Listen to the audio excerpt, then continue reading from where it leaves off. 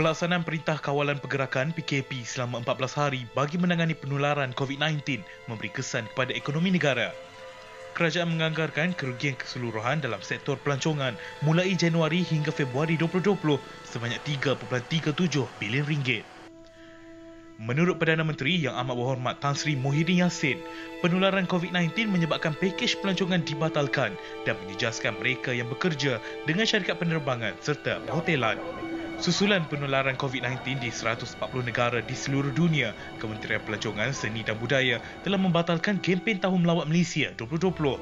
Menurut menterinya, Datuk Seri Nancy Shukri, pembatalan itu dibuat bagi memberi keutamaan supaya kesihatan, keselamatan dan kesejahteraan negara serta rakyat terpelihara. Semua penggiat industri pelancongan dan kebudayaan diseru mematuhi Perintah Kawalan Pergerakan, peraturan dan arahan oleh Majlis Keselamatan Negara (MKN) yang berkuasa ketika ini.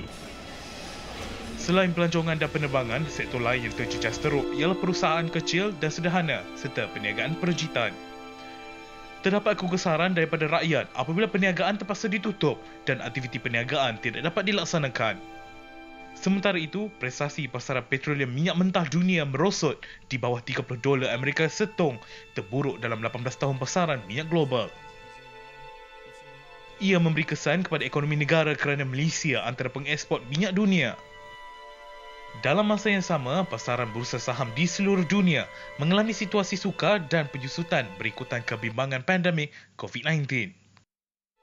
Semalam, Suruhanjaya Sekuriti Malaysia dan Bursa Malaysia Berhad mengumumkan bahawa jualan pendek atau short selling digantung buat sementara hingga 30 April 2020.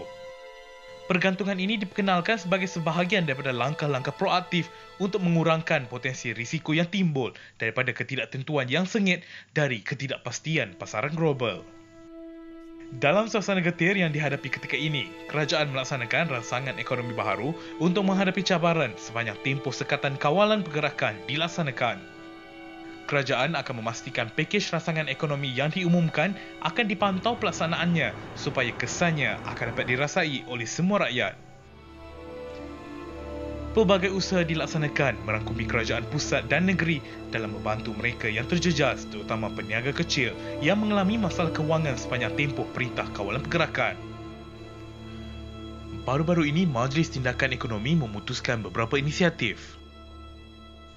Antaranya membenarkan semua ahli kumpulan wang simpanan pekerja KWSP berumur bawah 55 tahun membuat pengeluaran wang simpanan dalam akaun dua masing-masing tertakluk kepada kadar maksimum RM500 sebulan untuk tempoh selama 12 bulan.